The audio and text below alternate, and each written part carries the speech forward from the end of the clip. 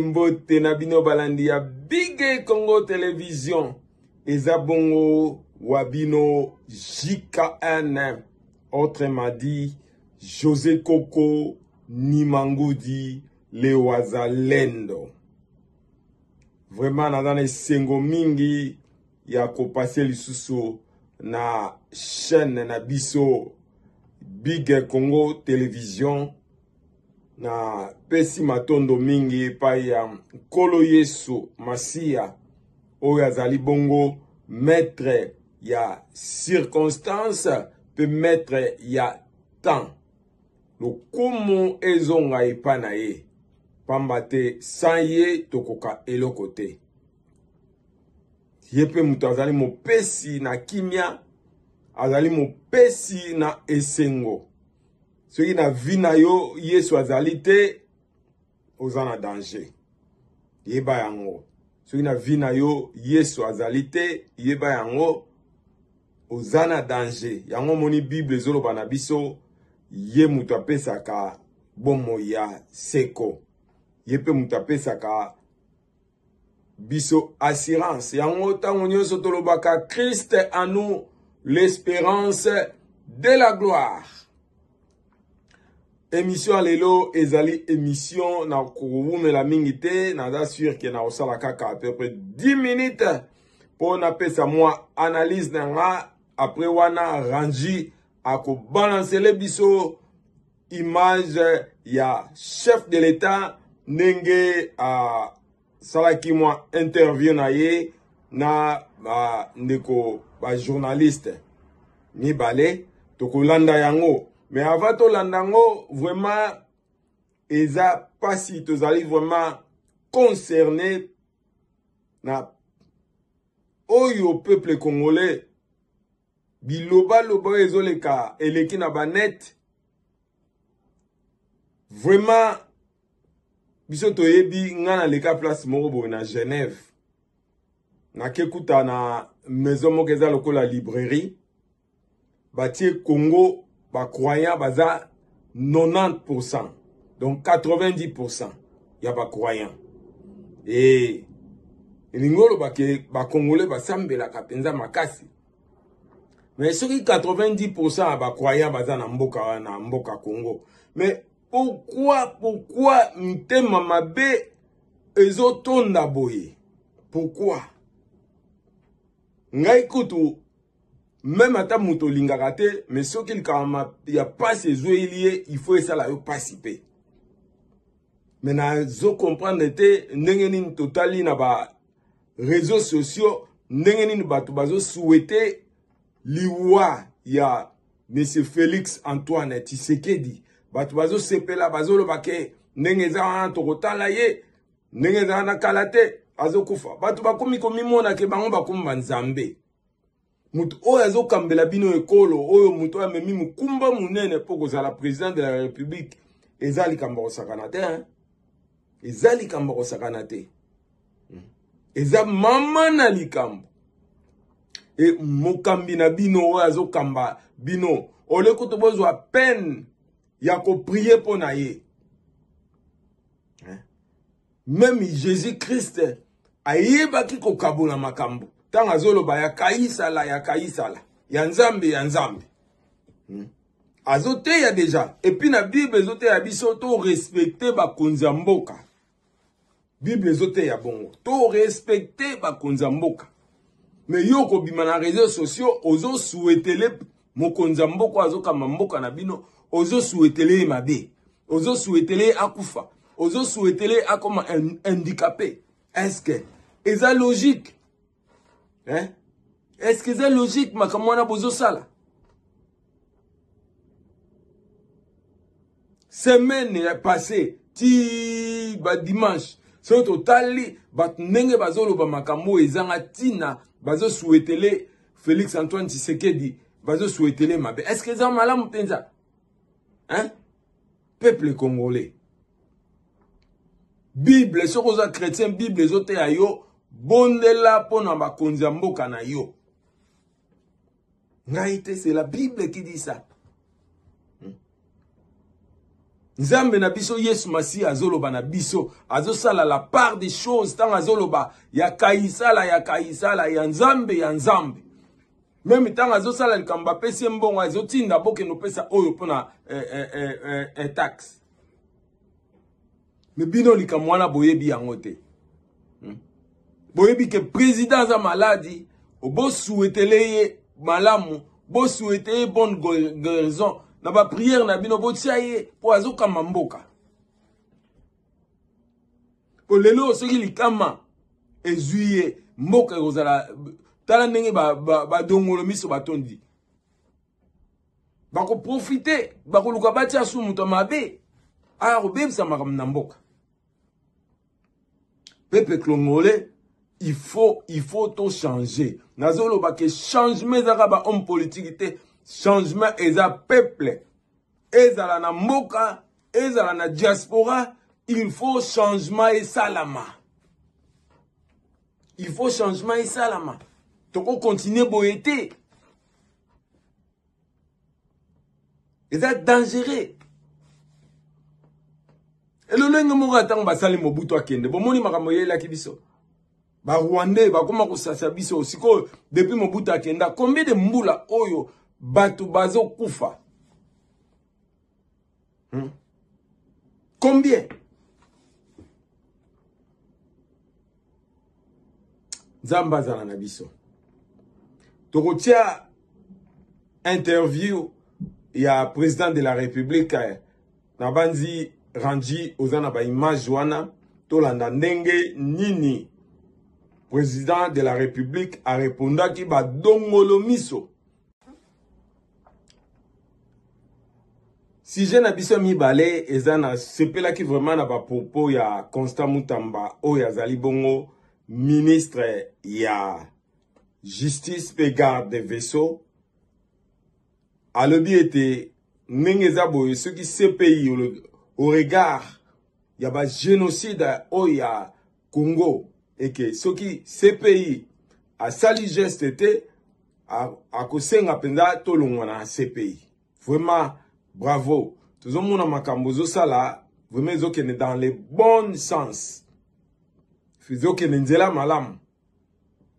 Po mboka eza ignoré na ba kambi ya libanda ya union internationale baza ko ignorer pendant que baza na évidence o ezolakisa ke mboka ezali agressé par le Rwanda.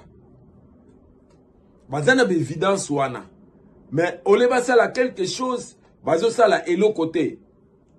Russie a attaqué Ukraine, tala ba dépense totali koto ba dépense les États-Unis et l'équipe plus de 10 milliards de dollars au va dépenser déjà na Ukraine. Plus de 10 milliards de dollars. Mais Congo, oh, tout ça, na mambula boni depuis Rwanda agressé à RDC. Boyoki va dépenser déjà combien? Ils ont mawamingi. Et Soki, ces pays, azo continuer kotika Kagame. Neye tolobaka tango nyonso, ces pays, Union internationale, baza, comme disons, toloba communauté internationale, baza ba complice. Et tango nyonso tozo dénoncer yango. Bango ne ba parrain ya Kagame. Talenit makamezol kana Rwanda. Combien de fois à se faire voter na 98%, 98. Ba opposant bazan alikamba kolobate kuna. Bazo bastonner bango. Mais na mboka mususu soki ba meka basala nengo la metonga auto yoka. Nenge nini tolé ya communauté internationale. Femeza pasi. Tozoko dénoncer comportement ya communauté internationale. Nenge nini bazali ko traiter RDC. Et pendant que Nkita bazo yiba Nkita ya RDC bazo utiliser ngo na ba nini na bango kuna ole kutuba ya bacha kimia na mboka pote bazo Nkita RDC na nenga malamu mais bazo yiba à travers Dongolomiso Tobengi Paul Kagame. Et tozo ko dénoncer ngo na tozo fongola miso tozo ko dénoncer comportement à la communauté internationale. Voilà. Et troisième sujet, ezali nungu oyo ezoleka na IDPS. Vraiment, deuxième mandat, IDPS normalement il fallait maturité ezala. Mais comme si IDPS eza maturité. Bazoko ka pouvoir te. Et to moni nenge nini palais du peuple ezala qui vandalisé. Vraiment, IDPS, il faut changer mes ala. Vous en avez pouvoir, n'a IDPS te, mais na supportaka, n'a supporter, il y a Félix Antoine Tshisekedi. Parce qu'il a sauvé le Congo. Tout sengi na IDPS à se ressaisir. Tout sengi na IDPS bo se ressaisir. Bokansa malam. Voilà. Dans Suki Boye. Pour na kosuki sa émission na ngai, na tika rangi atia ba élément na ye na pesi mbote pa ya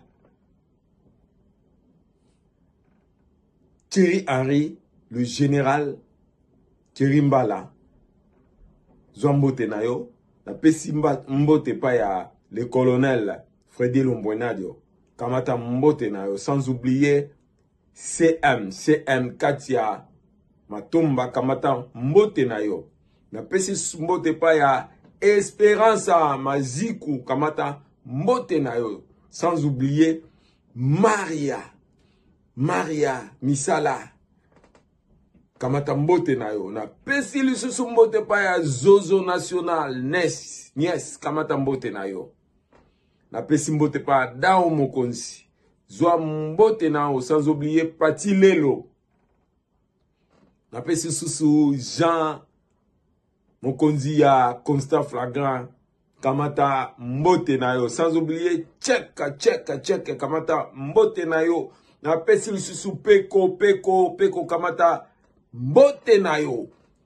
Pesi susu mbote pa ya frère Achille leka José Koko na parti ya Zambie kuna kamata mbote na yo.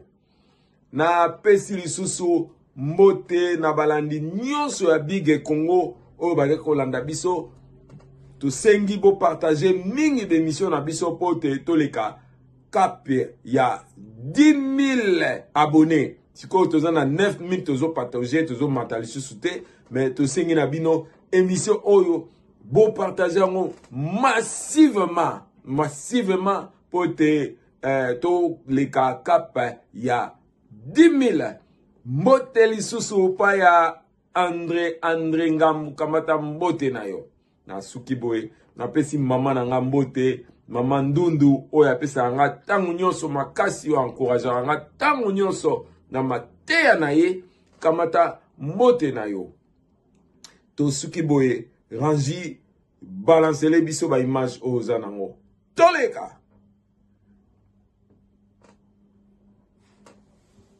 Monsieur le Président de la République, Félix-Antoine Tshisekedi, bonsoir. Bonsoir, Christian Lusakweno. Bonsoir, Monsieur Baudouin Mbaweti. Merci d'avoir accepté de nous accorder de votre précieux temps, votre séjour annoncé comme médical. Alors, on entre dans le vif du sujet. Vous êtes parti de Kinshasa un peu à la surprise générale.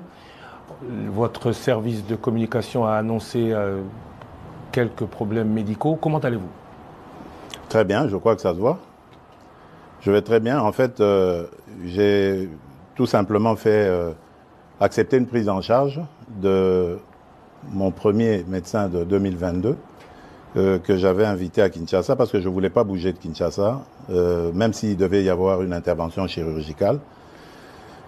Et donc, en le faisant venir, il a apprécié évidemment le matériel que nous avons à l'hôpital du Kantiachi, mais il a préféré, pour être sûr et couvert par ses assurances, que je vienne ici moi-même et qu'il examine cela. Ce que j'ai fait. Donc, dans le timing qu'il fallait, j'ai attendu de présider le dernier conseil des ministres du vendredi d'avant celui du 2 août dernier. Et puis, après, j'ai pris l'avion. Les examens se sont très bien passés et je devais observer un petit moment de convalescence pour pouvoir retourner. Et là, je suis en forme et prêt à revenir aux affaires. Monsieur le Président, quand comptez-vous rentrer au pays exactement? Bon, le plus tôt possible. Vous le saurez très très bientôt. Vous êtes totalement rétabli donc? Totalement, mais je vous le dis, je suis d'attaque à nouveau. Donc vous le saurez très très bientôt. Je suis prêt à rentrer le plus tôt possible. Alors vous allez rentrer dans un pays où le dollar est en hausse. Permettez-nous de parler un peu de la situation actuelle de notre pays. Dollar en hausse, pouvoir d'achat en baisse. Que fait le président de la République, candidat élu il y a 8 mois aujourd'hui, réélu président de la République? Qu'en dit-il? Il se solidarise évidemment avec la population. Je sais que ça fait partie d'un de mes engagements, celui de réduire le pouvoir d'achat. Et la première ministre, Madame Judith Souminois, est très très bien outillée et instruite pour faire face à ce genre de choses. Hier, il y a eu la commission ECOFIR qui s'est réunie sous la présidence du vice-premier ministre, ministre de l'économie, M. Moukoko Samba, et qui a pris un train de mesures qui, je suis certain, vont baisser la tension sur les marchés. Et à propos du dollar, bon, c'est le combat habituel. Vous savez, nous avons une économie fortement dollarisée qui dépend beaucoup de toutes les fluctuations de cette dernière monnaie. Et nous essayons de prendre des mesures assez urgentes, mais qui seront difficiles évidemment à mettre en œuvre parce qu'il faut inverser la tendance actuelle à faire dépendre notre économie de l'importation en produisant localement. C'est pour ça que nous avons un fameux programme très ambitieux d'ailleurs agricole pour essayer de nous mettre à l'abri de ce genre de choses. Et il y a des inspecteurs aujourd'hui, des inspecteurs économiques qui sont lancés sur les marchés pour surveiller aussi la façon dont les prix sont fixés. Parce qu'attention, ça peut aussi être une cause ou une raison de sabotage. Vous savez que nous sommes un pays en guerre. Nos ennemis essayent de nous déstabiliser de toutes les manières qui soient. Ils le font par la guerre et peuvent le faire autrement aussi par la hausse des prix. Ennemis internes et externes, j'entends, parce que beaucoup de ceux qui nous combattent à l'intérieur sont passés par les affaires dans ce pays, détiennent beaucoup de mécanismes pour jouer aussi sur les prix. Donc c'est un combat en permanence. Moi, ce que je veux dire à nos compatriotes, c'est que ça fait partie de mes 6 engagements. Qu'ils ne me jugent pas maintenant. Nous venons à peine de nous installer. Vous avez vu tout ce remue-ménage qu'il y a eu depuis les élections. Le gouvernement souminois ne vient vraiment que de prendre les choses en main. Qu'ils continuent à nous faire confiance. Ils m'ont fait confiance le 20 décembre 2023. Eh bien, qu'ils continuent à me faire confiance. Je respecterai mes 6 engagements jusqu'au dernier. Monsieur le Président, j'ai une question un peu dérangeante. Écoutez, si vous la trouvez dérangeante, peut-être pas pour moi, hein, allez-y. Vous avez été élu brillamment avec 73%. Bien sûr. Et à l'époque, il n'y a pas eu de sondage d'opinion, mais votre cote était très haut. Mais depuis lors, il y a comme, le mot peut-être est fort, un désamour à votre égard. Désamour, je ne dirais pas. Je n'ai pas fini ma question. Ah, pardon. Lorsqu'on parle avec des gens, oui. Ils vous disent « je suis tshisekédiste, mais Étienne ». Mais pas tshisekédiste Félix. Il a oublié ce que papa avait dit, le peuple d'abord. Qu'en dites-vous? Bon, d'abord, je respecte leur choix. C'est la démocratie. Moi, je n'ai jamais exigé à quelqu'un de m'aimer. C'est d'une part. D'autre part, je dirais que la politique n'a jamais été statique. La conjoncture aussi, d'ailleurs, en conjoncture économique et autres, ça n'a jamais été statique. Tout bouge, tout est dynamique. Et donc, dans la vie d'un État, où la vie d'un État n'a jamais été un long fleuve tranquille, il y a des hauts et des bas. Surtout nous, qui sommes exposés aujourd'hui à d'autres difficultés nous imposées, comme la guerre à l'Est. Donc ça ne peut pas être facile. Mais le mieux à faire, pour moi, c'est déjà d'accepter d'affronter ces défis. Et de croire qu'on va les relever. Parce que j'y crois. Il y a de la stratégie derrière. Ne vous en faites pas. Ceux qui disent que j'ai oublié le peuple d'abord se trompent complètement. Parce que je dors et je me réveille en pensant au peuple congolais. J'en prends même sur ma santé tellement que c'est le premier de mes soucis. Donc j'espère qu'en 2028, lorsque nous ferons le bilan, ceux qui disent que je me suis éloigné de Tshisekedi Étienne auront le courage de revenir sur leurs propos. Parce que c'est ce qui se passera. Vous aviez 6 engagements. Vous avez aussi dit que vous allez monitorer le gouvernement. Bien sûr. Est-ce qu'on doit attendre 2028 pour faire le bilan? Ou non. À quand est-ce que le peuple pourra se dire, on commence à voir tout ce que le président dit et promet, à matérialiser le changement? Écoutez, notre chef d'équipe, c'est Madame Judith Souminois. Je ne veux pas lui mettre la pression. Elle est suffisamment outillée pour évaluer le travail de ses ministres et de m'en faire rapport. Et moi-même, d'ailleurs, comme vous le savez, je préside quasiment tous les vendredis, lorsque je suis au pays, les réunions du Conseil des ministres. Donc je peux suivre. J'ai un cabinet qui est très actif, qui m'accompagne dans ce suivi. Donc moi j'estime la première évaluation au début de l'année prochaine. Donc il faut peut-être s'attendre à du réaménagement gouvernemental au début de l'année prochaine. Mais bon, je le dis sous réserve ce qu'on en pensera, la Première ministre et moi. Élection en janvier 2024, premier bilan en janvier 2025. Que dire de la léthargie institutionnelle? Tout prend, beaucoup le regrettent, beaucoup trop de temps. Oui, et vous avez, en parlant de ce temps qui coule, qui passe sans que changement n'arrive, vous avez vous-même, ici à Bruxelles, évoqué lors de votre précédent passage, des révisions constitutionnelles ou des modifications de la Constitution à faire. Cela a créé beaucoup de polémiques. Alors maintenant, on voudrait, si possible, que vous nous précisiez de quoi il s'agit. Est-ce que le président, comme le dit votre opposition, veut s'éterniser au pouvoir? Certains dans votre parti disent que vous êtes président à vie, ou le président a des points précis dans la Constitution qu'il faudrait modifier, si oui, lesquels? Écoutez, moi je suis toujours conduit par un seul leitmotiv, c'est le salut du peuple, c'est pour moi la loi suprême. Lorsque j'évoque des modifications que je juge utiles pour la bonne marche de la nation, du pays, je me préoccupe très peu de la polémique. Je n'y regarde même pas. Parce qu'évidemment, il y a toujours des petits malins qui vont essayer de détourner mes propos et essayer de les amener dans une polémique inutile.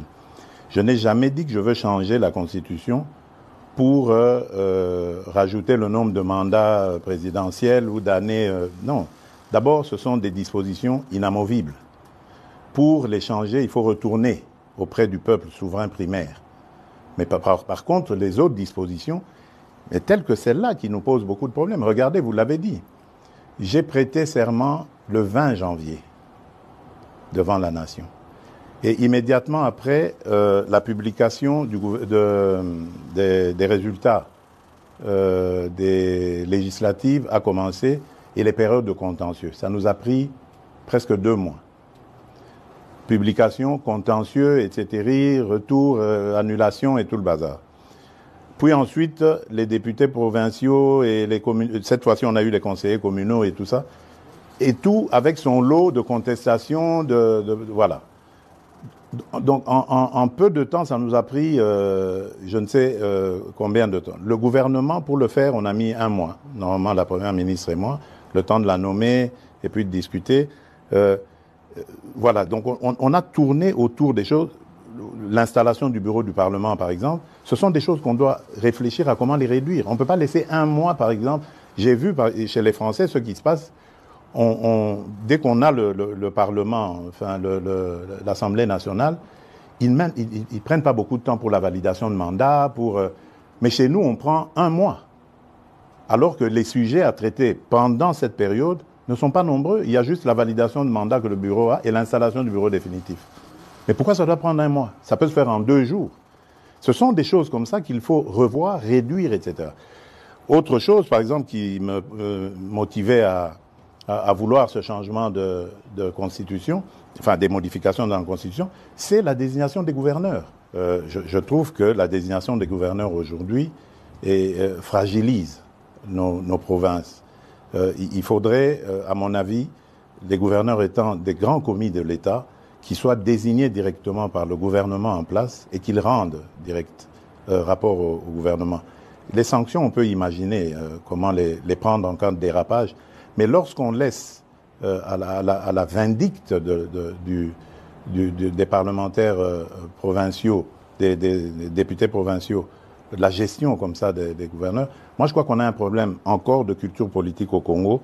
Nous n'avons pas besoin d'aller aussi vite. Ça, c'est pour les pays qui sont outillés dans la démocratie, dans la gestion de la chose publique. Nous avons encore besoin d'apprendre et on doit y aller étape par étape.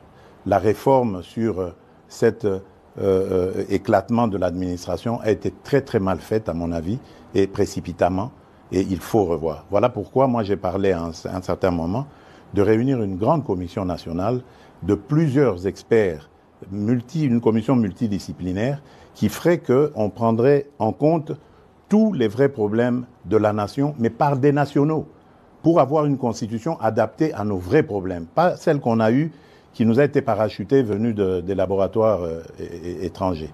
Voilà, on pourrait recourir à l'expérience étrangère, mais en fonction de nos expériences vécues au pays.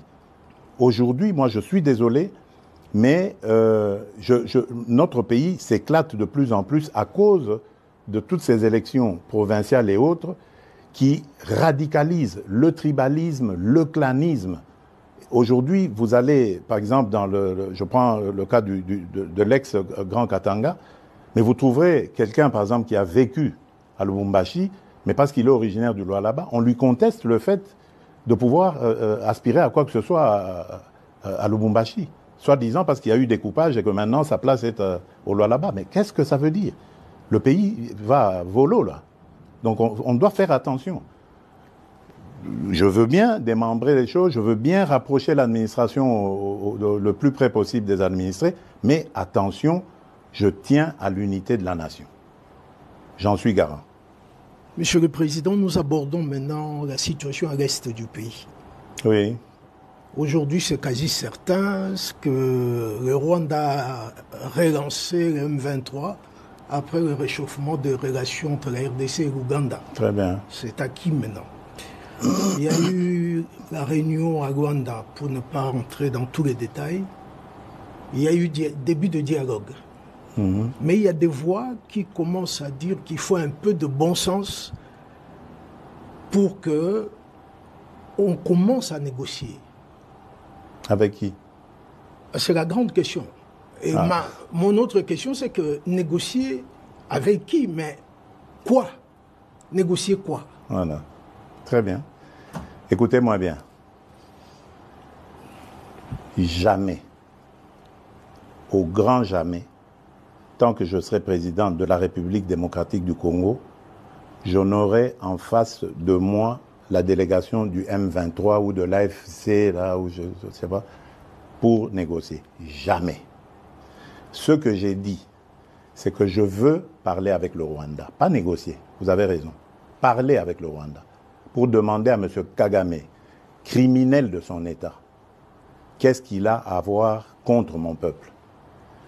La République démocratique du Congo, à l'époque République du Zaïre, avait sauvé le Rwanda d'une plus grande catastrophe qui aurait été si nous n'avions pas ouvert nos frontières à tout ce flot de réfugiés. Malheureusement, il y a eu une certaine cécité internationale qui a permis que parmi les fugitifs, il y ait les criminels génocidaires et qu'ils soient rentrés sur notre sol avec leurs armes.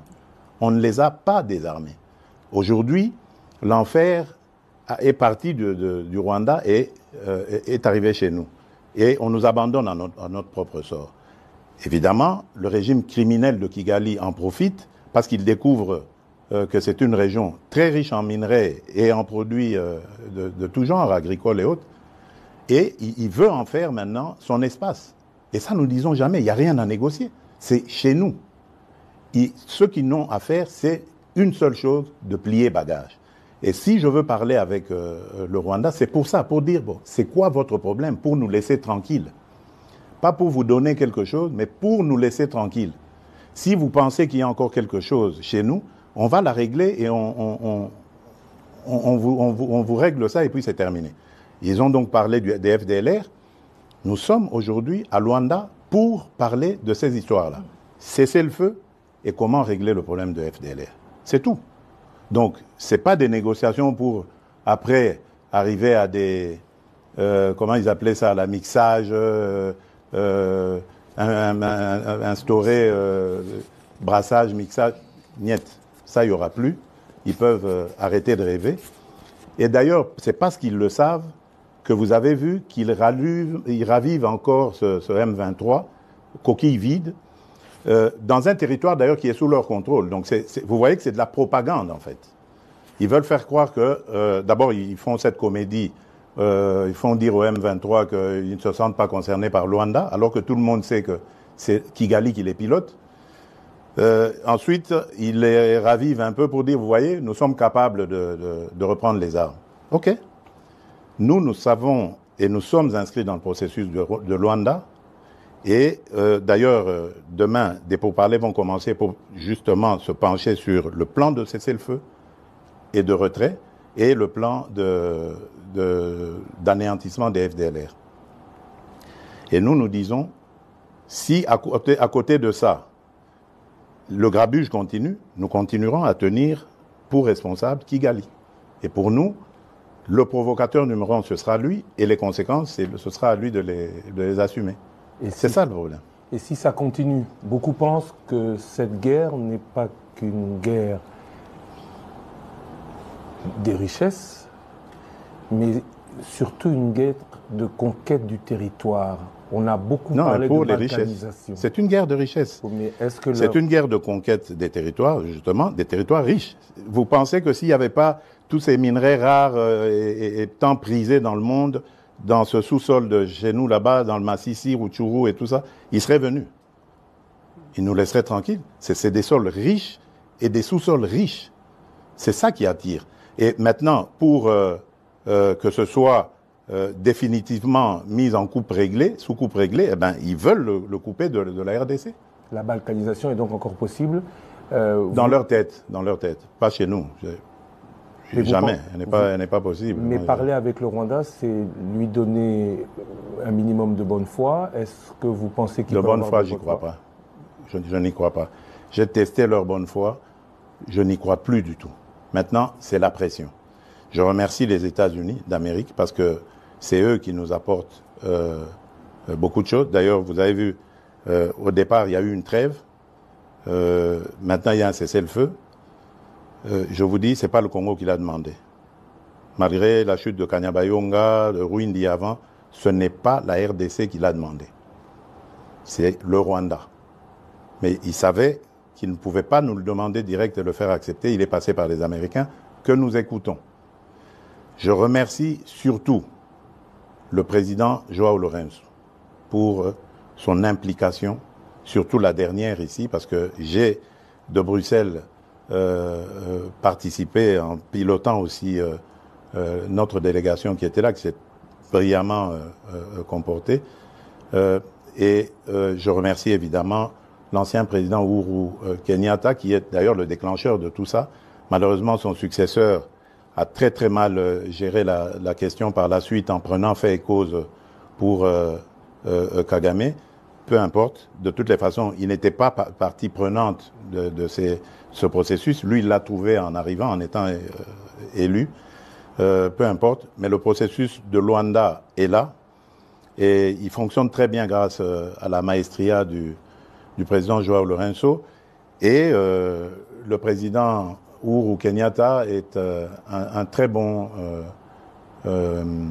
facilitateur issu du processus de Nairobi, qui malheureusement a été vidé de sa substance, mais le président, sa crédibilité du président Uhuru reste, elle demeure. Voilà, je tenais à le dire, parce que je suis convaincu que là, nous sommes engagés sur la bonne voie, grâce à ces partenaires, et que nous aurons la solution. Je suis vraiment convaincu cette fois-ci. Après la situation là, je voudrais parler avec vous de tous ces scandales financiers, avérés ou supposés. Mmh.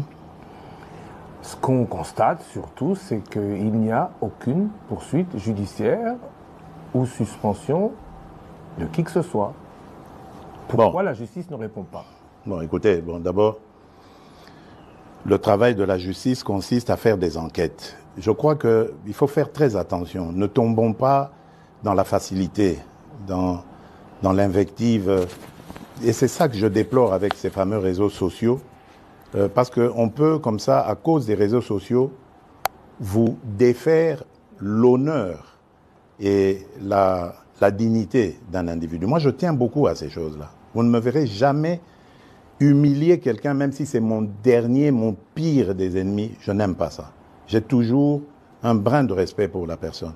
Or, les réseaux sociaux, ce n'est plus ça. Il suffit qu'on cite votre nom, Lusaku et nos voleurs, ça y est. Si c'est bien mis en place, ça y est, vous êtes condamné, c'est terminé. Donc, laissez à la justice le soin de faire son travail. Mais j'aimerais dire quelque chose à propos de toutes ces affaires. Mais moi, je m'en réjouis. Je m'en réjouis parce que ça n'existait pas dans ce pays-là. Pourtant, des affaires, il y en a. Dans les casseroles, là. Et là, je suis déterminé. Vous avez vu le ministre qui est là, il a cette mission. On va ouvrir les placards et on va sortir les cadavres des placards pour montrer que ce pays a été trahi, pillé et volé plus que jamais vous pouvez imaginer avant moi. Aujourd'hui, au moins, nous avons des gens qui dénoncent. C'est déjà ça. Ça veut dire que la corruption avait vraiment été une seconde nature dans ce pays. Donc ne vous en faites pas. Réjouissez-vous quand vous entendez ces choses-là. Malheureusement, c'est récupéré par les réseaux et c'est ça qui désoriente un peu l'opinion, qui désoriente. Parce qu'il faut laisser la justice sereine. Vous savez qu'elle est déjà malade. On est en train de travailler à la remettre en place. Donc il faut lui laisser le temps de faire son travail. On va leur donner encore plus de moyens de travail pour que la justice soit dite. Parce que, attention, on a affaire à parfois des chefs de famille, on a affaire à des gens qui tiennent à leur dignité. On ne peut pas la jeter en pâture comme ça en disant, voilà, ça y est, il est voleur. Non, prenez votre patience. Jamais justice n'a été expéditive. Regardez, dans nos pays à tradition démocratique ici, il y a des procès qui durent 10 ans, 15 ans de corruption. Mais pourquoi est-ce que vous voulez que, parce qu'un nom a été cité, le lendemain, il doit être condamné? Mais non. Il faut lui donner les moyens de sa défense et voir comment ça va se passer. Monsieur le Président, vous avez cité le ministre de la Justice sans le citer. Justement, je voudrais poser une question à son sujet. Ouais. Sa nomination en tant qu'opposant a surpris agréablement beaucoup de gens. Très bien. Est-ce qu'on peut interpréter ça comme une ouverture aux forces de l'opposition? Bien sûr. Est-ce que c'est un jargon que vous passez? Bien sûr. Pour dire que vous voulez rassembler... Bien sûr, c'est une ouverture, bien sûr. Dernièrement, j'ai reçu, pour l'anecdote, les évêques de la Cinco, le jour où ils ont élu leur nouveau président, leur nouveau bureau. Et dans nos discussions, je ne vais pas les dévoiler ici, mais il y a eu une demande allant dans ce sens. Mais ma réponse était claire. J'ai dit, mais seigneurs, je suis à votre disposition. Je ne demande que ça. Mais dites-moi, comment vais-je m'y prendre?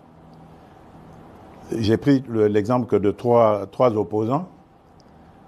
J'ai commencé par Martin Fayoulou. J'ai dit, mais il n'a jamais reconnu les résultats des dernières élections. Comment est-ce qu'il acceptera ma main tendue? Moïse Katumbi était prêt à faire la même chose, ou il avait même fait la même chose, mais grâce, évidemment, à la pression des siens, il a accepté qu'il rentre dans les institutions, mais lui reste borderline.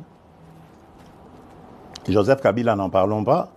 Lui, il a carrément boycotté les élections et prépare une insurrection, parce que l'AFC, c'est lui. Donc, dites-moi, je fais quoi? Je n'avais pas eu de réponse. Mais j'ai parlé d'autres qui sont plus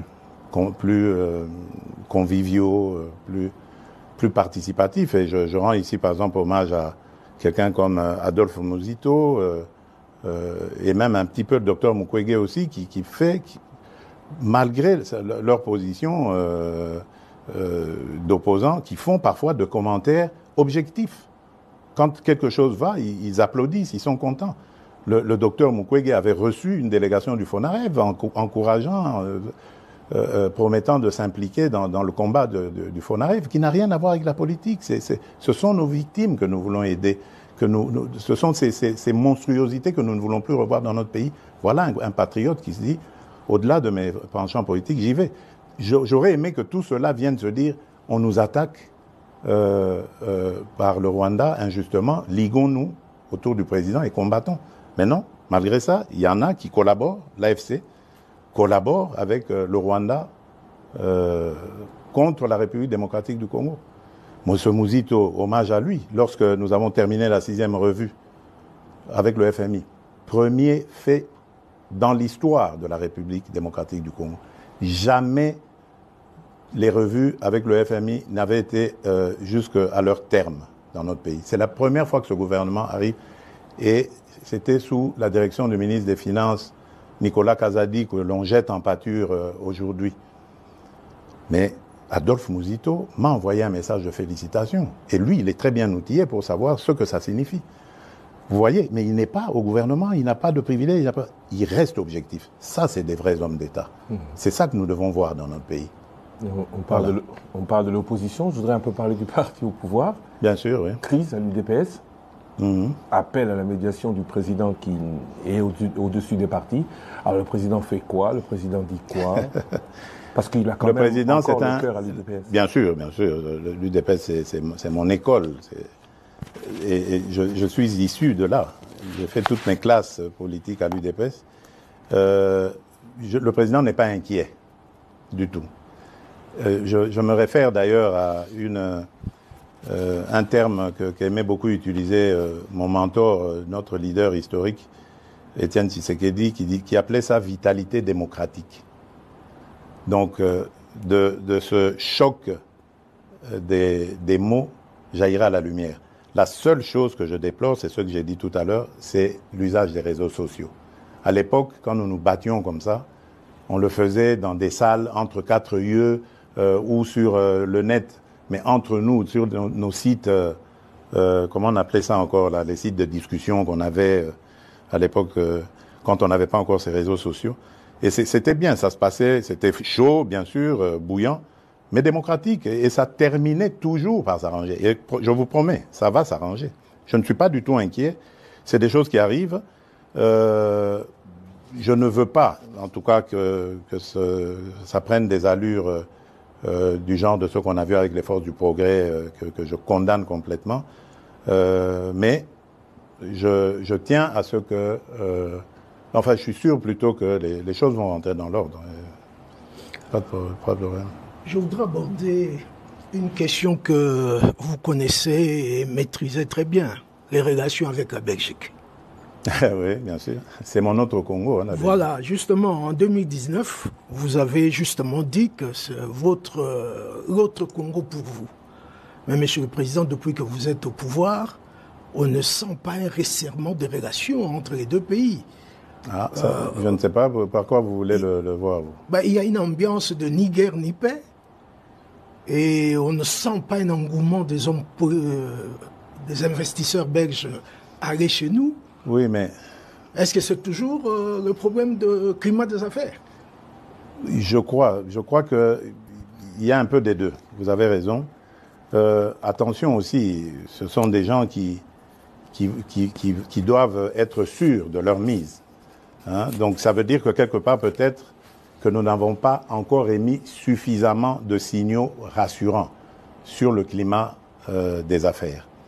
D'ailleurs, pendant que je suis ici, j'ai été interpellé par un message de l'ambassadrice belge à Kinshasa sur un sujet belge qui a été victime de tracasseries d'un ancien ministre du régime passé qui était à l'urbanisme ou aux affaires foncières et qui l'a mis dans de sales draps aujourd'hui. Donc vous voyez que même les affaires d'il y a plusieurs années continuent à avoir des effets aujourd'hui.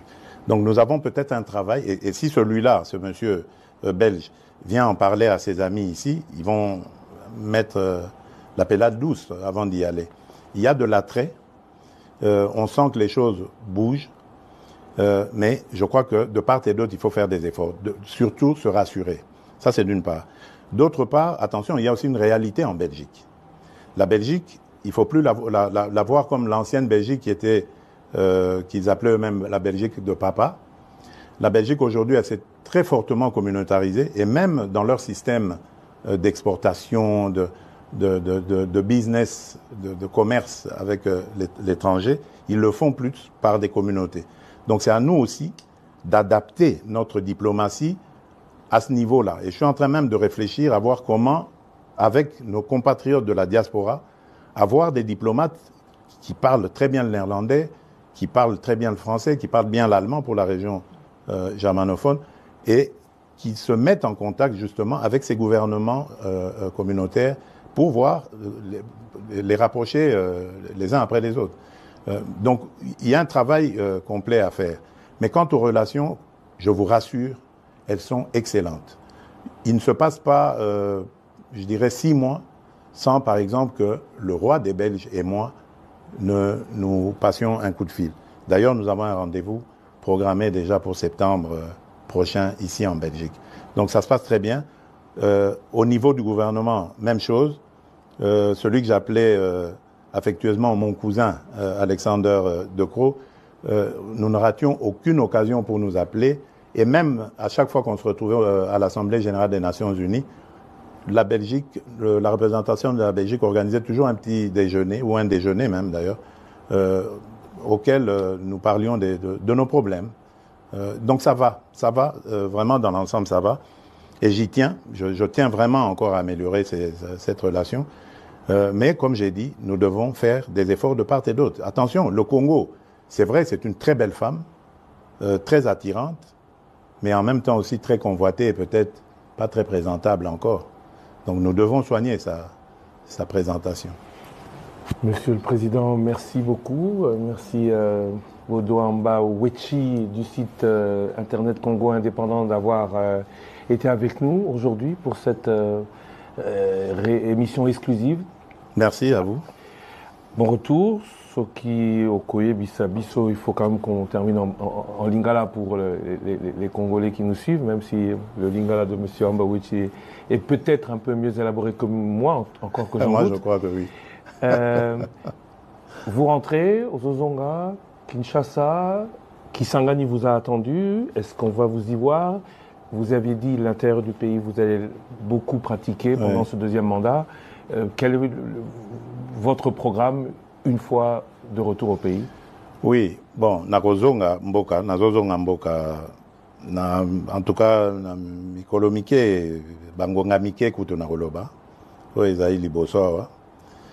Kisangani nakozonga, po nalingaki kutu na sacrifier likambo ya santé, po nakende Kisangani nazana le 2 août, mais nzoto nde esengaki abandon.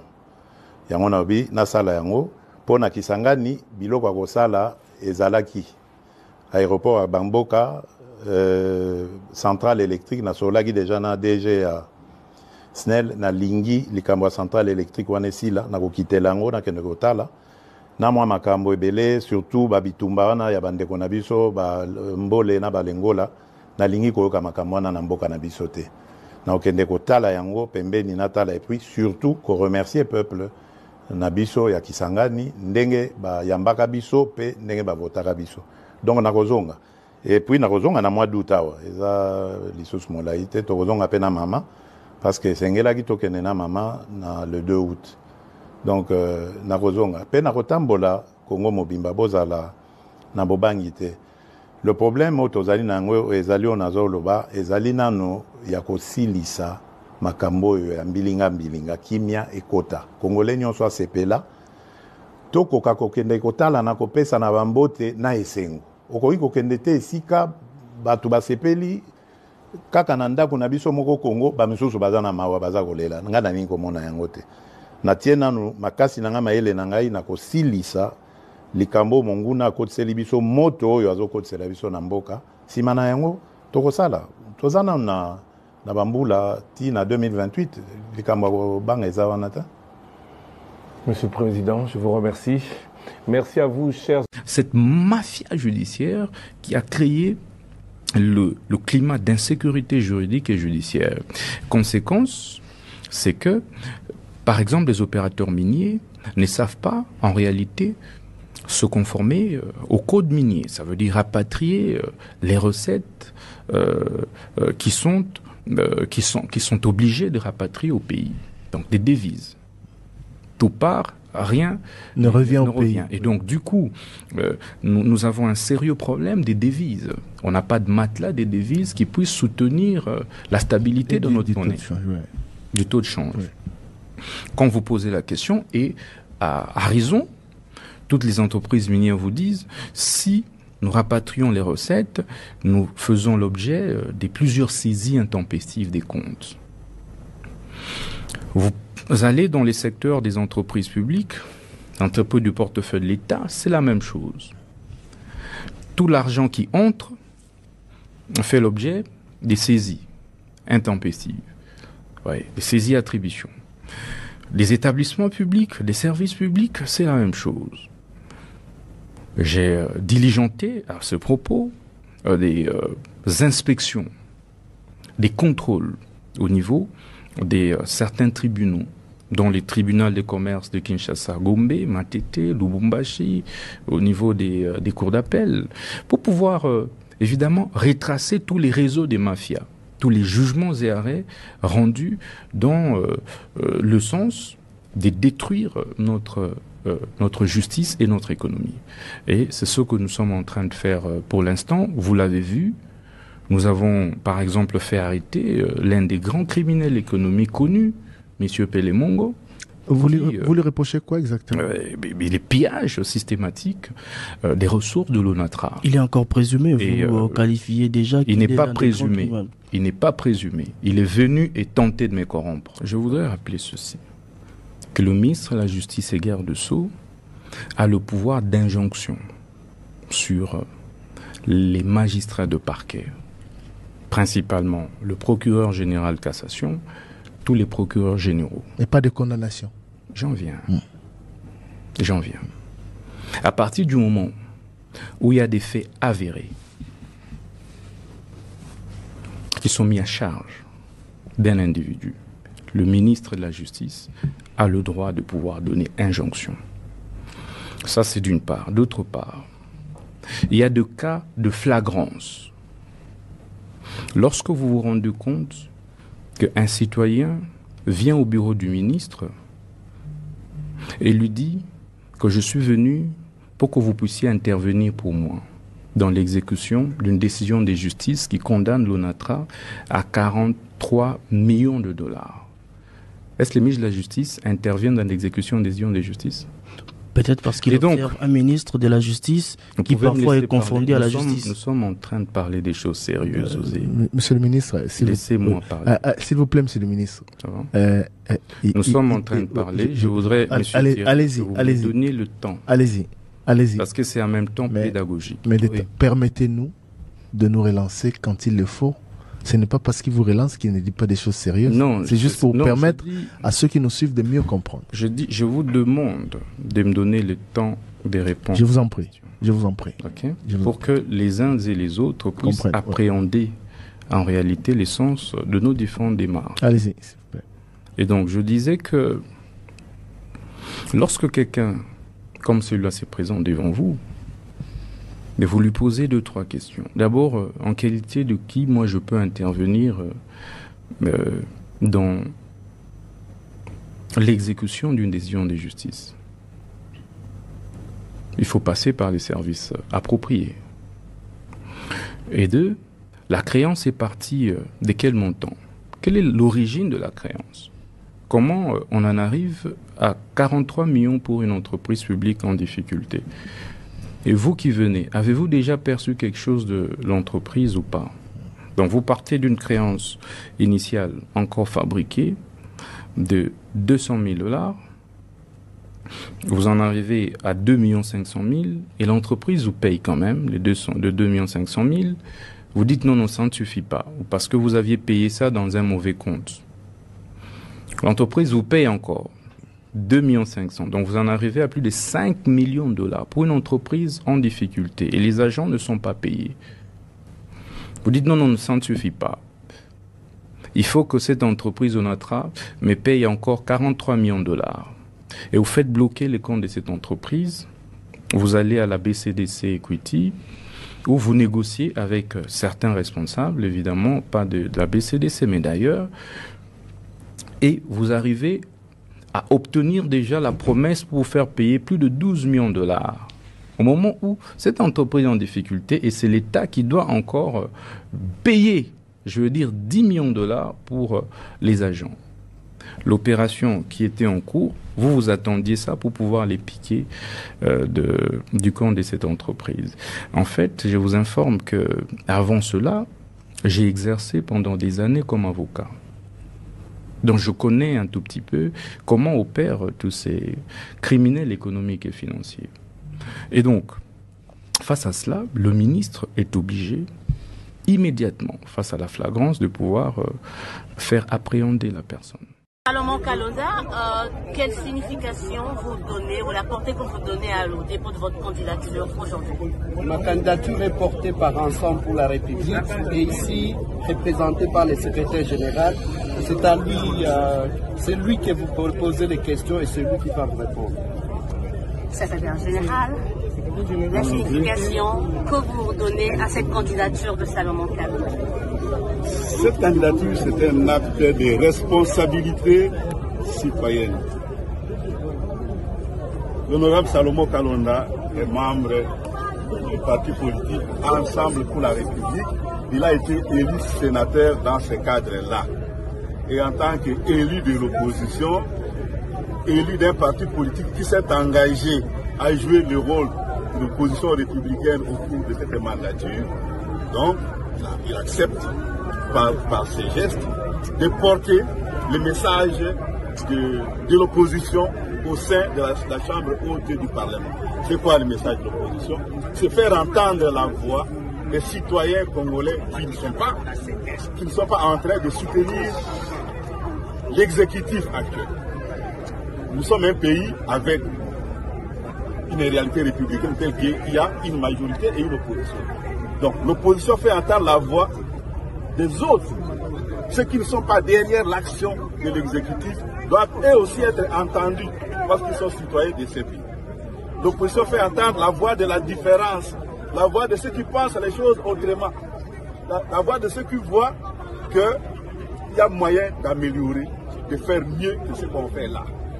Et donc, au bureau du Sénat, l'honorable Kalonda va porter la voix de la différence, il va porter la nuance, il va porter les correctifs qui peuvent permettre au bureau de la Chambre de faire son travail et à la Chambre de faire son travail au mieux des intérêts de la nation congolaise. Est-ce que la candidature de l'honorable Sénat? Et le dimanche, je n'avais pas d'autre choix que de se retirer pour s'affronter dans l'action publique qui était. Kilibaliba est couvert par une ordonnance du président de la République. Il est couvert par la loi portant statut, fonctionnement, organisation de la police. Et c'est dans ces prérogatives qu'il a agi.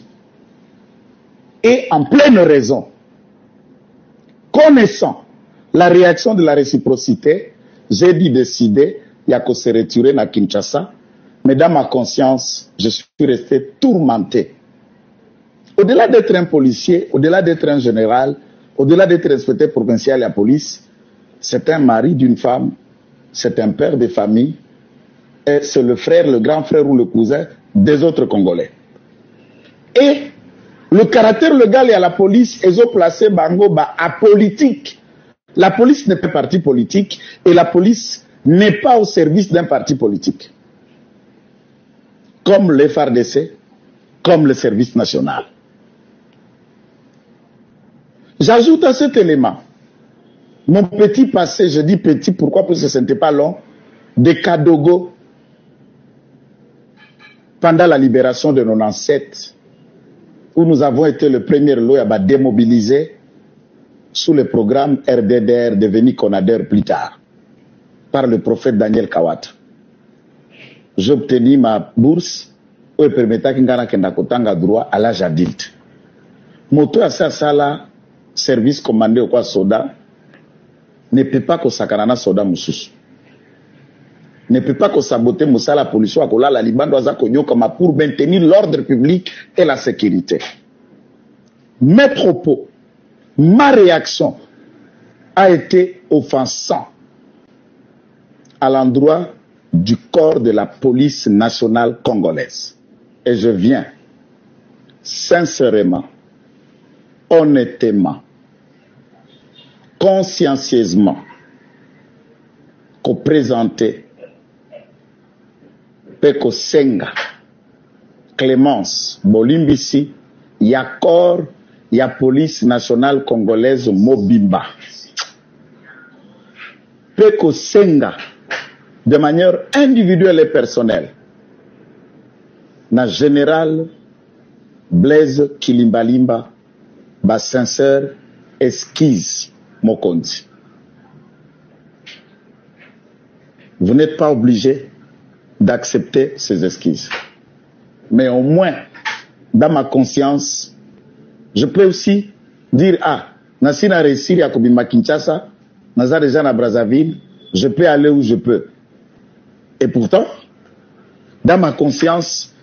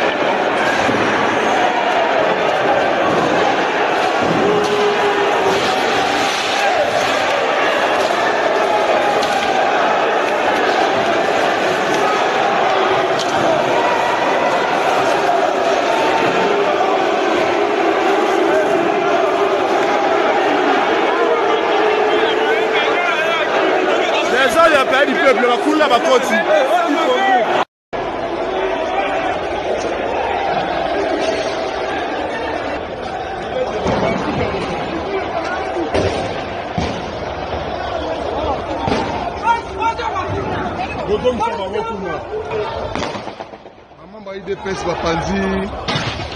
Bapanzi, Mamiri a parlé du peuple. A salué des ordres a parlé du peuple Bapanzi. D'abord, je l'ai présent dans le Nani wana?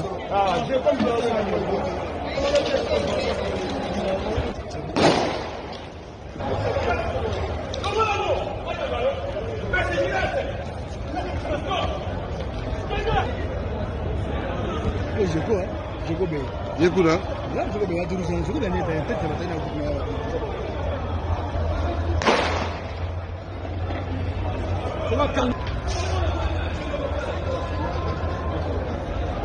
Jekobea a une équipe naïve au Panza, palais du peuple. Alors, état de droit, Isaïa au Panza. On a besoin de mon aïe, on a Jekobea qui est une équipe naïve. On a l'affrontement. Jekobea a au Panza. Mamir a parlé du peuple. Des ordres à la parole du peuple. On a là-bas armes et bêta. Donc, il y a une équipe qui a des ordres à la parole du peuple. Vitre entre Panzani, en sachant que ils ont parlé de deuxième institution Boka. Alors, ils oublient qu'ils ont des institutions Boka. Il y a des ordres à Panzani, vitre. Bota la bino mongo.